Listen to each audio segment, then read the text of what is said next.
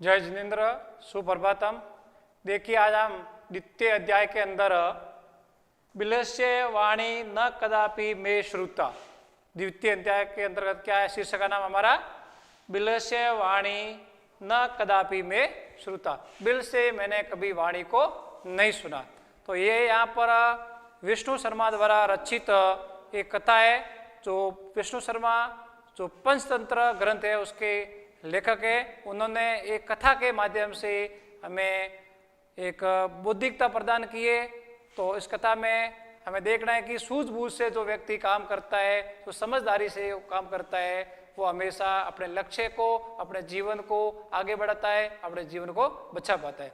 तो इस कथा में यहाँ पर एक खर नखर नाम का शेर होता है। वो जंगल में इधर उधर घूमने के कारण से उसको कहीं भी भोजन की प्राप्ति नहीं होती है और बहुत भूखा हो जाता है। और घूमते घूमते सूर्य अस्त होने के समय उसको एक गुफा दिखाई देती है, और वो गुफा एक सियार की होती है जिसका नाम है दधीपुच्छ। दधीपुच्छ नाम का जो सियार है उसकी गुफा है। उस गुफा में वो प्रवेश करता है। शेर जाके देखता है कि ये जो गुफा है, कोई न कोई रात्रि में वन्य जीव उस गुफा में आएगा और आकर के मेरा भोजन बन जाएगा। तो शेर उस गुफा में जाकर के छिप करके बैठ जाता है। और उसी दौरान जो सियार है वो घूमने कहीं वन के अंदर गया हुआ था और रात्रि काल में अपनी गुफा के आगे आया, तो शेर के जो पद चिन्ह थे वो उस गुफा में गए हुए उसको दिखाई दिए। पद चिन्हों को देख करके सियार ने सोचा कि आज कुछ न कुछ हमारे लिए अनिष्ट कार्य हो रहा है। ये जो पद चिन्ह हैं वो शेर के हैं और गुफा में गए हुए हैं, लेकिन बाहर वापिस आए हुए दिखाई नहीं दे रहे हैं, तो इसलिए मेरा विनाश निश्चित है। तो उसने इसके लिए, बचाव के लिए एक तर्क या एक उपाय सोचा कि क्यों ना एक उपाय के माध्यम से अपने प्राणों को बचाया जाए। और उसने कहा कि एक गुफा को आवाज़ दी कि गुफा, मैंने तुमसे समझौता कर रखा है कि जब भी मैं बाहर से आऊँगा तो आप मुझे पुकारोगी, यदि आप नहीं पुकारोगी तो मैं दूसरी गुफा में चला जाऊँगा। शेर ने देखा हो सकता है कि इस प्रकार से गुफा का और सियार के बीच में कोई समझौता कर रखा होगा, इसलिए तो ये जो बात कह रहा है सही है, इसलिए गुफा आज मेरे डर से आवाज़ नहीं कर रही है। ये विचार करके शेर ने ऊंची आवाज में गर्जना की और ऊंची आवाज की गर्जना से उस गुफा में से आवाज आई। और आवाज सुन करके पास में जो दूसरे वन्य जीव थे वो भी वहां से दूर भागे और सियार भी वहां से दूर चला गया।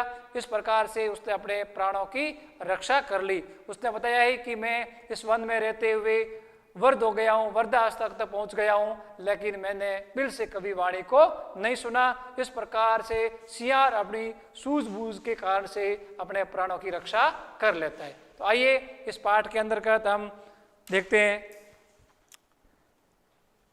प्रस्तुत पाठ संस्कृत के प्रसिद्ध कथा संग्रह पंचतंत्र के तृतीय तंत्र काको कुलिक्यम से संकलित है।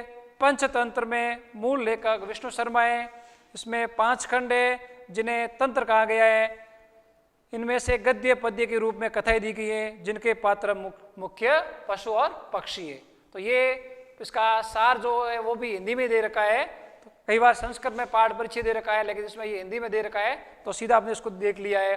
तो पंचतंत्र में जो भी पात्र है वो पशु पक्षियों को बनाए गए हैं। पशु पक्षियों के माध्यम से बालकों को अवगत कराए गए हैं कि पशु पक्षियों के माध्यम से जो भी कथा कही जाती है वो बालकों में बोधनमय रूप में, समझने के रूप में आसान रहती है। इसलिए लेखक ने अपनी कथा में पशु पक्षी मनुष्यों के साथ साथ में पशु पक्षियों को भी पात्र बनाया है। तो यहाँ पर पशु पक्षियों के माध्यम से हमें क्या ज्ञान मिलता है, इस पाठ के माध्यम से वो बताया गया है कि हम सूझबूझ से जिस प्रकार से इस अमुक प्राणी ने अपने मुख जो बोल नहीं सकता है उसने अपने जीवन को बचा लिया। तो मनुष्य एक समझदार जाति है, तो वो भी अपने समझदारी से अपने प्राणों की रक्षा कर सकता है। कश्मीर वन खर नकर नाम सी प्रतिवस्थित स्म। किसी वन में खर नकर नाम का शेर रहता था। स कदाचित इतस्तत परिभ्रमण, वो इधर उधर भ्रमण करता हुआ शुद्धार्थ न कच्चित अपि आहार प्राप्तन, घूमते हुए कोई भी उसको भोजन की प्राप्ति नहीं हुई। तत् उसके बाद सूर्य अस्त समय एक महती गुहा दृष्टवा स अचिंत्यत। सूर्य अस्त के समय में उसने एक बड़ी गुफा को देख करके सोचा, नूनम एतस्य गुहा रात्रो को अपनी जीव आगच्छति, निश्चित ही इस गुफा में रात में कोई जीव आता होगा। अतः अत्र एव निगूढ़ो भूत्वा तिष्ठामि, इसलिए यहीं निगूढ़ छुप करके बैठता हूँ, कोई भोजन प्राप्ति हो जाती। अत्रैव में अत्र धन एव वर्धिसंधिये, भूत्व में भू धातु कत्वा प्रत्यय का प्रयोग किया गया है। इतस्मिन् अंतरे गोया स्वामी दधिपुच्छ नामक श्रृंगाल समागच्छत्। उसी समय बाद स्वामी, उस गुफा का स्वामी दधिपुंछ उस गुफा में आया। सच यावत पश्यति, उसने ये देखा, तावत सिंह पद पदति गुहाया प्रविष्ट दर्श्यते। जो शेर था उसके जो पद चिन्ह थे वो गुफा के अंदर गए हुए उसको दिखाई दिए। न बहिर्गता, लेकिन बाहर आए हुए नहीं। श्रृंगाल अचिंत्यत, श्रृंगाल ने सोचा, ओहो विनिष्टो अस्मि, अरे आज तो मेरा विनाश निश्चित है। नूनम अस्मिन विले सिंह आसित अस्ति इति तर्कयामि, निश्चित ही जो शेर है वो इस बिल के अंदर ही बैठा है, इस गुफा के अंदर ही बैठा है। तत्किम करवाणी, तो मुझे क्या करना चाहिए। एवं विचित्य, ऐसा विचार करके दूर से ही रव कर्तुर आरब्ध, उसने दूर से ही आवाज करना शुरू किया, ध्वनि करना शुरू किया। वो बिल, हे बिल, हे गुफा, किम न स्मरसी, क्या तुम्हें याद नहीं है। यत मया तव्या समय करतो अस्मि, कि तुम्हारी मेरे साथ शर्त हुई है, समझौता हुआ है कि यत जब यदा अहम बाह्यात प्रतिगमिष्यामि तदा त्वं माम आकरिष्यसि, जब मैं बाहर से आऊँगा तो तुम मुझे पुकारोगी। यदि त्वं मां न आवेश्यसि त्रयी अहम द्वितीय बिला यास्यामि इति, यदि आप मुझे नहीं पुकारोगी तो मैं दूसरे बिल में चला जाऊँगा। अत एतत् श्रुत्वा सिंह अचिंत्यत, इसके बाद ये सुन करके शेर ने सोचा, नूनम ऐशाम गुहा स्वामिना सदा सम आह्वान करोति, निश्चित ये गुफा अपने स्वामी को बुलाया करती है, परंतु मद भयात न कंचित वदति, लेकिन वो मेरे भय से कुछ भी नहीं बोलती है। अथवा साध्वी वद उच्यते, इसलिए उसने कहा, भय स्वतंत्र मनसा हस्तपादिका क्रिया परवंते न वाणी न वेपुत च अधिके अवत, यानी कि भय के कारण से जो हाथ पाव है वो क्रियाशील नहीं होते हैं और वाणी है उसमें भी कंपन नहीं बोल जाता है, लेकिन उसमें कंपन होता है, यानी कि वाणी भी नहीं निकलती है लेकिन उसमें क्या निकलता है, क्या होता है, कंपन होता है। तद अहम अस्य आह्वान करो भी, तो मैं इसको बुलाता, आह्वान मतलब बुलाता हूँ। एवं सब बिले प्रविश्य में भोज्य भविष्यति, और वो जैसे बिल में प्रवेश करेगा और मेरा भोजन बन जाएगा। इतम विचार्य सी सहसा संग्रहालय से आह्वान अकरोत, इस प्रकार विचार करके सिंह ने अचानक संगाल को बुलाने की आवाज निकाली, पुकारा। सिंह से उच्च गर्जना प्रतिध्वनिना सा गुआ ऊंचे सरगाल आव्यात, सिंह की ऊंची गर्जना की प्रतिध्वनि से गुफा ने सिंहार को पुकारा। जैसे वो शेर गुफा के अंदर बोला तो उसकी आवाज गुफा में जाके टकरी और गुफा से टकरा करके आवाज बाहर निकली।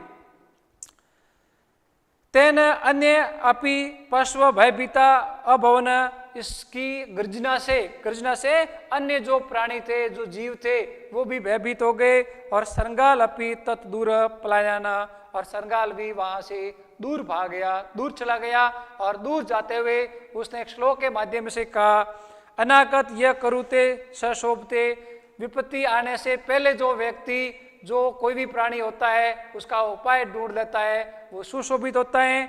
और जब विपत्ता आती है और उस समय कोई उसका उपाय ढूंढता है, जैसे मानते हैं ना कि आग लगने पर कुआं खोदने वाली स्थिति होती है, तो फिर वहां पर चिंतनीय बात होती है, उस समय वो कुछ भी नहीं कर पाता है।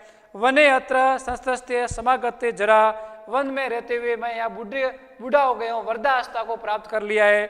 बिलस्य वाणी न कदापि मैं श्रुता, बिल की वाणी मैंने बिल से वाणी को कभी नहीं सुना। यानी कि सियार ने अपनी सूझबूझ से दूसरे प्राणियों की और स्वयं की अपनी जान को बचा लिया। तो यहाँ पर सूझबूझ से व्यक्ति अपने कार्य को कैसे कर लेता है वो इस पाठ के माध्यम से हमें अवगत कराया है। तो इस पाठ में शब्दार्थ आपको करने हैं और अनुवाद का एक जो अनुच्छेद है वो आपको मैं लेके भेजूंगा और बाकी का जो अनुच्छेद है वो आपको उसी तरह से करना होगा। संदर्भ है इसका है वो मैं आपको बता दूंगा और पूरे पाठ के 2 या 3 पैराग्राफ पढ़ेंगे, उसी का एक ही संदर्भ रहेगा। और इस पाठ में जो प्रसंग लिखोगे वो आपको यही बताना है कि सियार और शेर के मध्य हुई वार्तालाप के मध्य में वर्णन किया गया है। और व्याकरणात्मक टिप्पणी में आपको नोट्स के माध्यम से उपलब्ध कराऊंगा और इस पाठ के जो प्रश्न उत्तर हैं वो भी मैं आपको नोट्स के माध्यम से उपलब्ध करवा दूंगा। धन्यवाद।